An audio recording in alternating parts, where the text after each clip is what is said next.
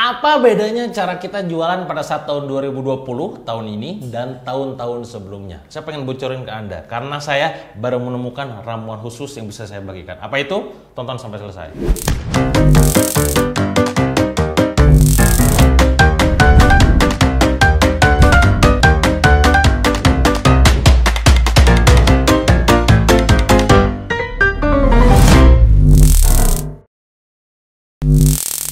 Jadi teman-teman semua, saya main Instagram itu kurang lebih di awal tahun 2020, tepatnya di bulan Februari. Jadi sebelumnya, tahun 2019, 2016, saya jarang aktif di Instagram. Saya murni pemain Facebook. Ya, yang main Facebook itu kalau bikin status ya bercerita, storytelling enak, karena tidak ada batasan 2200 gitu. Dari segi jamaahnya pun ya emak-emak banget lah gitu kan. Walaupun kadang banyak drama ya. Tapi ya tadi, ternyata yang saya pahami pada saat saya masuk Instagram, dari Facebook ke Instagram, ada banyak yang berbeda. Dari segi medianya berbeda, dari segi engagementnya berbeda, dari segi algoritmanya juga sangat berbeda, termasuk dari segi penghuninya pun berbeda. Jamaah Instagram dengan jamaah Facebook itu dua hal yang berbeda gitu. Nah maka di konten kali ini saya pengen membagikan kepada Anda apa saja sih yang saya lakukan di tahun 2020 ini yang berbeda dibandingkan tahun sebelumnya. Dimana tahun sebelumnya saya nggak serius. Follower saya kenaikannya sebulan paling cuma dapat berapa doang, sehari paling cuma nambah 50-100 follower seharinya.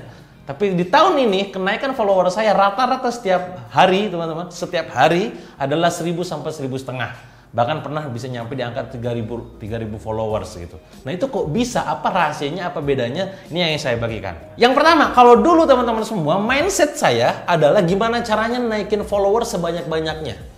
Jadi saya fokusnya adalah ke follower, itu dulu. Ya, semakin saya fokus ke follower, ternyata follower gak naik. Asem tenan, cuma 50 doang sampai 100 follower doang setiap harinya. Gak signifikan. Nah ternyata konsepnya adalah berbeda, mindsetnya harus saya ubah. Fokus saya di tahun ini bukan ke naikin follower, tapi fokus saya adalah untuk naikin engagement. Apa itu engagement? Engagement adalah interaksi. Kok berhubungan dengan engagement, Kang? Karena sederhananya gini, jangan sampai kita melupakan followers kita yang lama, existing audience, tapi kita fokus ke korban baru terus dalam tanda kutip. Ya, nyari market baru terus, yang lama dilupakan. Salah ya, tugas kita adalah justru menservis sebaik mungkin followers lama, existing audience gitu. Dengan cara apa? Bangun engagement, interaksi. Sering saya katakan, content is king, engagement is kong. Saking pentingnya engagement. Apa itu engagement, Kang? Gampangnya adalah setiap kali Anda bikin status, Anda balesin komen mereka. Ya, balasin komen mereka, kasih love gitu kan, komen-komen mereka. Setiap kali mereka ngasih DM, Anda balas gitu kan. Pada saat ngasih live, Anda sapa dan seterusnya. Itu yang dinamakan dengan engagement. Dan di Instagram, engagement itu terdiri dari yang namanya like, komen, save. 3 poin ini menjadi patokan ataupun indikator ketika engagementnya tinggi.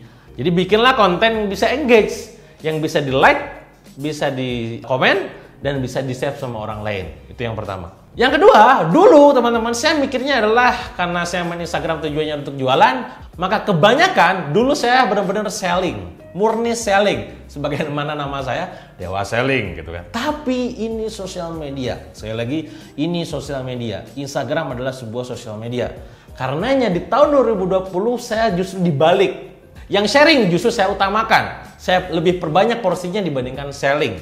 Nah, sharingnya banyak, sellingnya baru sesekali. Prinsipnya sering saya sampaikan kepada teman-teman semua juga, sharing dahulu, selling kemudian gitu ya. Jadi pada saat saya mau jualan, saya bikin konten carousel dulu yang banyak, baru jualan. Pada saat saya pengen launching, saya bikin live dulu kayak begini misalkan di Instagram, baru jualan gitu. Tidak langsung tiba-tiba jualan. Itu cara jadul. Itu yang kedua. Fokus kita adalah sharing, giving value, baru selling, baru mancing. Yang ketiga adalah dulu saya cuma fokus ngasih like di komentar orang, cuma ngasih like di status orang lain, gak pernah komen. Karena pikir saya waktu itu, ngapain gue capek gitu kan, komen-komen ngabisin waktu.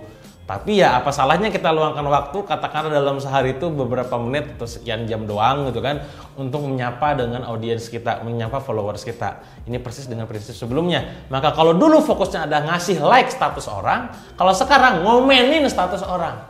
ya, kasih komentar, ya, kasih apresiasi.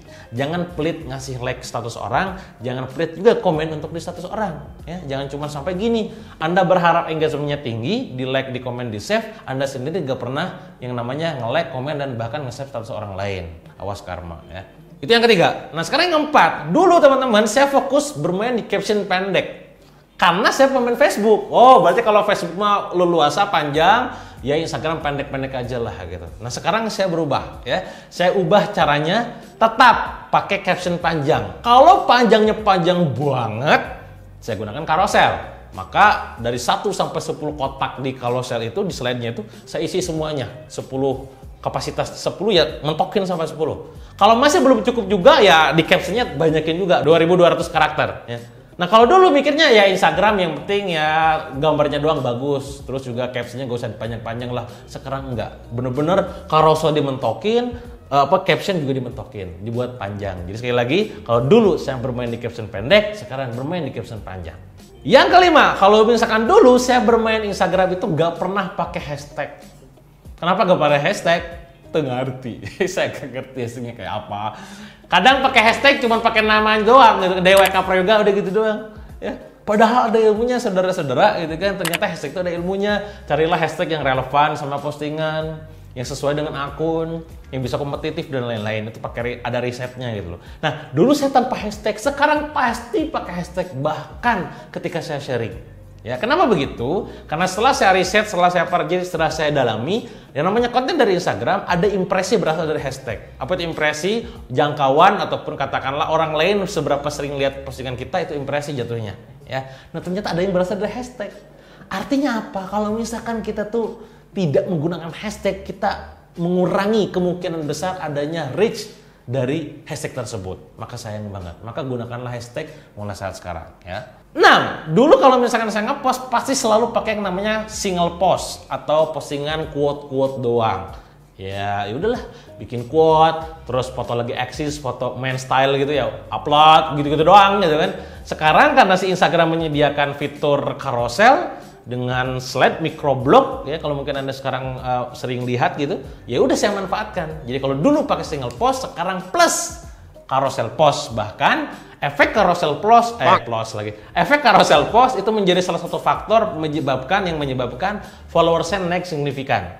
Dari awalnya cuma 50 sampai 100 per hari jadi 1000 sampai 1500 per hari. Salah satunya adalah karena konten carousel post. Dan yang terakhir, yang ketujuh adalah dulu saya seringkali malas untuk live. Jadi kan di Instagram ada fitur live tuh kan. Males kalau mau live di Facebook aja gitu kan. Nah, sekarang tidak bisa demikian. Saya menggunakan fitur yang ada di Instagram. Ya udah, akhirnya saya live juga. Jadi setiap seminggu sekali minimal saya coba untuk menyapa teman-teman saya di Instagram, para followersnya ya. Kenapa begitu? Goalnya tadi juga untuk membangun kedekatan sama mereka gitu ya. Pastinya nanti ujung-ujungnya kalau pada saat saya mau jualan ya lebih gampang gitu kan, lebih dipercaya, lebih punya kredibilitas, punya otoritas dan lain-lain. Itu setidaknya yang berbeda pada saat Anda ingin jualan di Instagram laris manis di tahun 2020 dibandingkan tahun 2019, 2018 dan 2020 sebelumnya ya. Dan pastinya untuk saat ini karena saya baru saja mengembangkan platform keren tentang jualan online supaya teman-teman bisa makin laris manis lagi, Anda silakan gunakan belanja.bio atau belanjabio.com/lagi untuk bisa mengoptimasi penjualan Anda di Instagram. Ya gitulah pokoknya, pakai ya, silakan pakai, pokoknya gak akan nyesel, dijamin. Terima kasih.